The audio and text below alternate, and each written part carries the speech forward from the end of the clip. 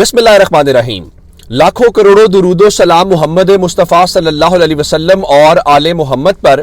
मैं हूं उमर दराज गोंदल। बड़ी खबर क्या है? बड़ी खबर यह है कि बल्ले का निशान छीन लिया गया, पाकिस्तान तहरीक इंसाफ को इलेक्शन से बाहर कर दिया गया, लेकिन उसके बावजूद बात नहीं बनी।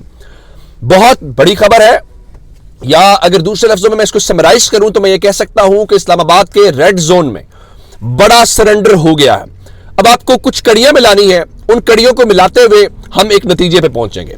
नंबर 1, कल नवाज शरीफ की तकरीर मुख्तसर, उसके अंदर कोई मंशूर, कोई किस किस्म की बात नहीं है।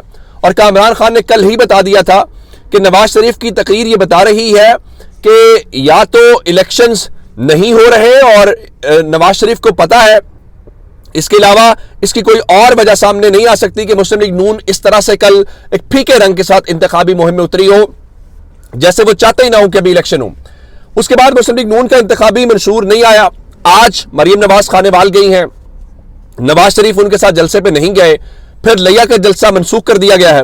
अच्छा, उसके बाद नून लीग कह रही थी हम 27 जनवरी को लाहौर के अंदर जो है वो इंतखाबी मंशूर देंगे। लेकिन असल बात क्या है?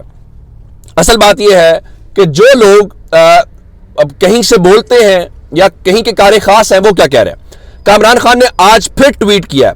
वो कहते हैं कि दाल में काला जारी है। ताजा तरीन पेशरफ्त में नवाज शरीफ साहब आज अपनी इलेक्शन कैंपेन के दूसरे जलसे जो खानेवाल में होना था शरीक नहीं होंगे।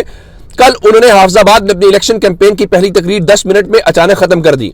ना ईरान वाक़े का जिक्र किया, ना इलेक्शन का, ना लीगी मंशूर या किसी इलेक्शन वादे का। और आज तो मियां साहब ने खानेवाल जलसे से अपनी शिरकत ही गायब कर दी। शायद मुंतजिर है कौमी सलामती कमेटी आज शाम फरवरी 8 के इलेक्शन के हवाले से क्या फैसला करती है।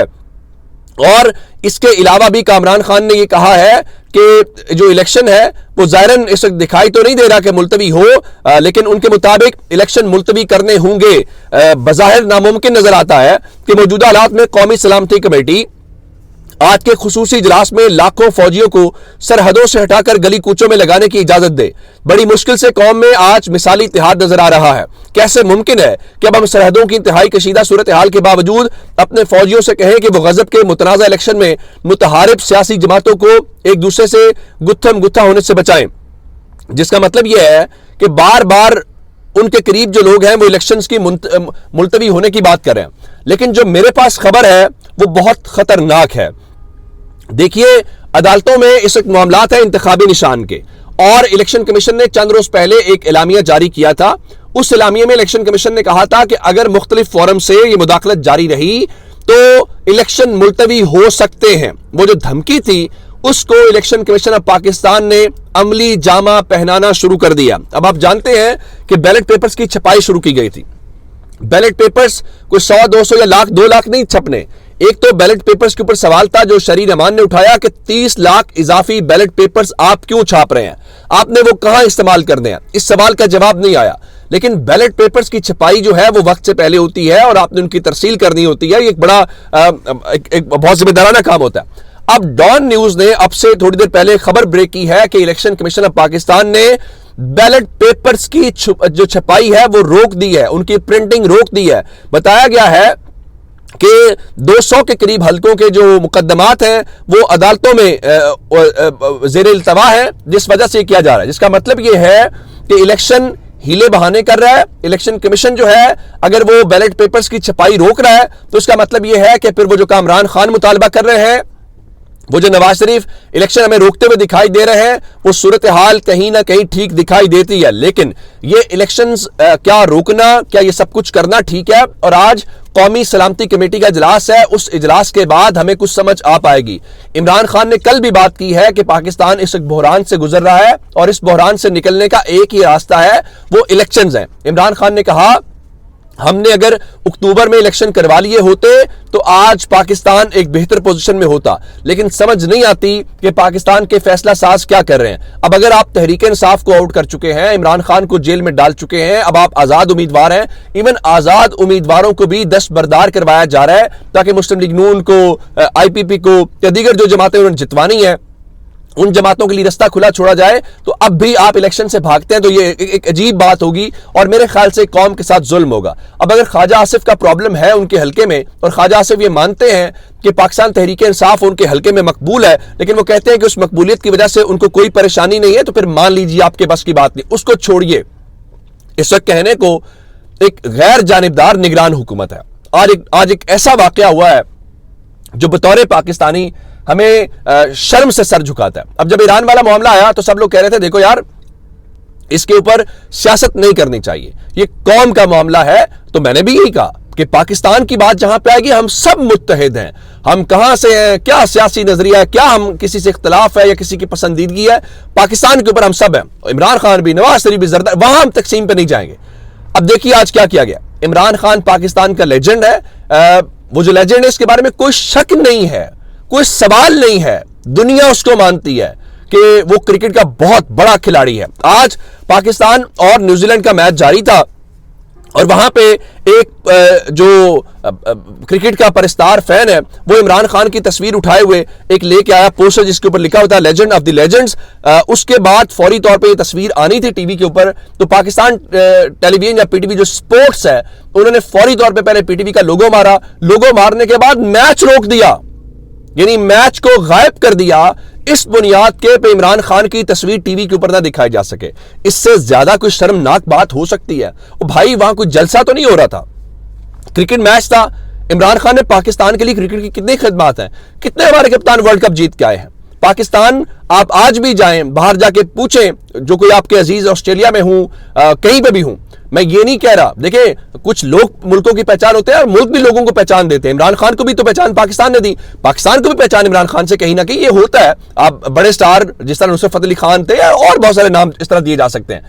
अब मुझे ये बताइए कि आप एक क्रिकेट के खिलाड़ी को, जो क्रिकेट का बहुत बड़ा स्टार है, जो चंद बड़े खिलाड़ियों में गिना जाता है, उसकी तस्वीर सिर्फ इस बुनियाद पे पाकिस्तान में ना दिखाई जाए कि वो पाकिस्तान में मौजूदा फैसला साज उसको पसंद नहीं करते, तो आपने अगले स्टार्स कहां से पैदा करने हैं? देखिए इंडिया सचिन तेंदुलकर या विराट कोहली उस वक्त पैदा करेगा जब विराट कोहली और सचिन को इज्जत मिलेगी और लोग उनसे इंस्पायर होंगे। जिन लोगों से आपके लोगों ने इंस्पायर होना है, आप उनको टीवी पे दिखाते हुए करते हैं, कल को कौन मानेगा कि पाकिस्तान के अंदर किसी स्टार की या बड़े आदमी की इज्जत की जाती है? आप ये हल कर रहे हैं। और मेरे ख्याल से ये पूछा जाना चाहिए मुर्तजा सोलंकी से और निगरान हुकूमत से कि भाई आप हमसे वो जो पैसे लेते हैं बिलों के अंदर, वो किस लिए लेते हैं? इसलिए कि हम आपकी शक्लें देखें, हम निगरान वजीरों को देखें, वजीर आजम को देखें, या फैसला करेंगे कौन कौम का स्टार है, कौम का स्टार नहीं है। अब रात को मैं एबीएन के शो में बैठा हुआ था, अलीना शिगरी वाले शो के अंदर, तो वहां मुजाहिद बरेलवी साहब ने जो बात की असल इनको धड़का वो है, जिस तरह इमरान खान कह रहे हैं ना कि 8 फरवरी को वो मंजर होगा जो पहले किसी ने नहीं देखा होगा।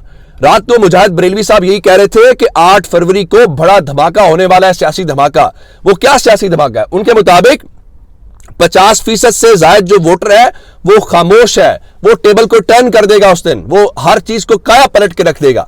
और आप हलकों में जाते हैं, लोग कैमरे के सामने नहीं बताते कि हम पाकिस्तान तहरीक इंसाफ को वोट करेंगे। लोग जैसे ही कैमरा हटता है कहते हैं भाई कारोबार चलाना है। अगर आपको शॉट दे दिया, आपसे बात कर ली कि हम तहरीक इंसाफ को वोट करेंगे, कल आके हमारी दुकान बंद कर दी जाएगी, कल हमारा कारोबार बर्बाद कर दिया जाएगा, तो हम नहीं चाहते, कैमरे के सामने नहीं करेंगे, लेकिन वोट इमरान खान को करेंगे। जहां पे ठप्पा लगाने की बारी आई और फिर ये इतने डरे हुए खौफजदा है। अब जिस घोड़े के ऊपर ये पैसे लगा रहे हैं वो घोड़ा नहीं रेस दौड़ रहा। अंदाजा कीजिए ना, डॉक्टर यास्मीन राशिद आज क्या ताना नवाज शरीफ को मार रही। वो कह रही थी नवाज शरीफ एक 73 साला बूढ़ी खातून से डर के बाहर नहीं निकल रहा जहां पे उनसा मुकाबला है। यही बात बिलावल जरदारी कर रहे हैं कि नवाज शरीफ के सियासी मुखालिफ इमरान खान का जब तक इंतजाम नहीं हो गया, उससे उसका निशान नहीं छीन लिया गया, जेल में नहीं डाल दिया गया, डिस्क्वालीफाई नहीं कर दिया गया, नवाज शरीफ बाहर नहीं निकले। अब आप क्या मुकाबला करेंगे? और फिर जरा देखिए, इस पूरी गेम की असल चाबी इमरान खान के पास है।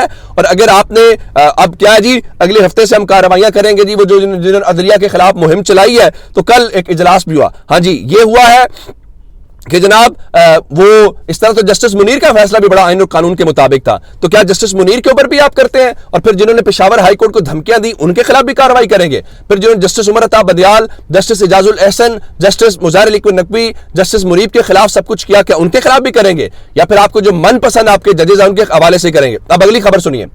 अब साइफर का trial, jail trial Islamabad high court ने कलदम करार दिया का ओपन ट्रायल होगा। और कल हमने देखा भी उसको लेके जो विफाकी हुकूमत है, जो गैर जानिबदार है, उन्होंने इस्लामाबाद हाई कोर्ट का वो फैसला चैलेंज करते हुए काजी फायज ईसा से हंगामी राब्ता किया। हंगामी राब्ते से मुराद उनकी अदालत से राब्ता किया और वहां पे अपील दायर कर दी है और कहा है कि इस्लामाबाद हाई कोर्ट का 21 नवंबर 2023 का फैसला कलअदम करार दिया जाए और इस्लामाबाद हाई कोर्ट ने हकायक का दुरुस्त जायजा नहीं लिया और इस्लामाबाद हाई कोर्ट ने साइफर ट्रायल के लिए कायम खुसूसी अदालत को कलअदम करार दिया।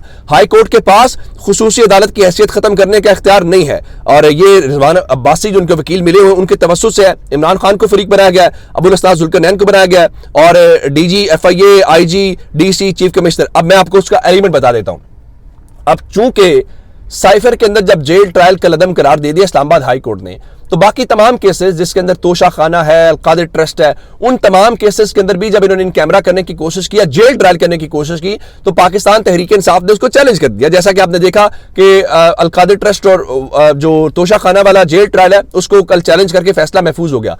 अब इनको पता है कि अगर ये जेल ट्रायल कलअदम हो गया तो इमरान खान तो बाहर निकल आएगा और इमरान खान की एक झलक, आप झलक छोड़े, हमारे सहाफी दोस्त जाते हैं जो वहां पे जेल पे कवर करते हैं, वो आके गुफ्तगू सुनाते हैं और इनकी जान निकली होती है कि इमरान खान तो ईरान के ऊपर भी बोल पड़ा है। इमरान खान तो, अब कल देखें इमरान खान ने ईरान के ऊपर जो बयान दिया है उसके ऊपर किसने बयान नहीं जारी किया, राना सनाउल्लाह फलां जी। इमरान खान का बयान जो है वो गद्दारी है, यानी उसके जेल में होने वाली गुफ्तगू भी इनके बयानिए के लिए इतना तोड़ है, इनको समझ नहीं आती। हाँ, अब ये है कि ये दूसरे लफ्जों में दुहाइयां दे रहे हैं कि जनाब काजी फायज ईसा साहब आप हमें बचा लें। काजी साहब वहां तो बचा लेंगे, अवाम की अदालत में कैसे बचाएंगे? कामरान शायद पता है आपको दुनिया नहीं उसका वो किसकी लाइन लेता है, कम से कम वो तो लाहौर में भी नून लीग को जितवा रहा था, वो गया हल्का 122 के अंदर जहां पे इमरान खान का हल्का था, इन्होंने कागजात मंजूर नहीं किए तो लतीफ खोसा है और मुकाबले में कौन है? नून लीग से ख्वाजा साद रफीक। कामरान शाहिद के मुताबिक NA 122 लाहौर पुराना हल्का है और आखिरी बार इमरान खान जीते, फिर ज़िमनी इलेक्शन में नून लीग जीत गई। उस हल्के के अंदर भी उनके मुताबिक ख्वाजा साद रफीक इस पोजीशन में नहीं है कि वो इलेक्शन जीत सके। ये हैं वो मसले, ये हैं वो प्रॉब्लम्स जिसकी वजह से इनकी जान जाती है, लेकिन इनका इलाज अवाम के पास है। आप अवाम की अदालत से नहीं भाग सकते। अपना बहुत सारा ख्याल रखिएगा। खुदा हाफिज।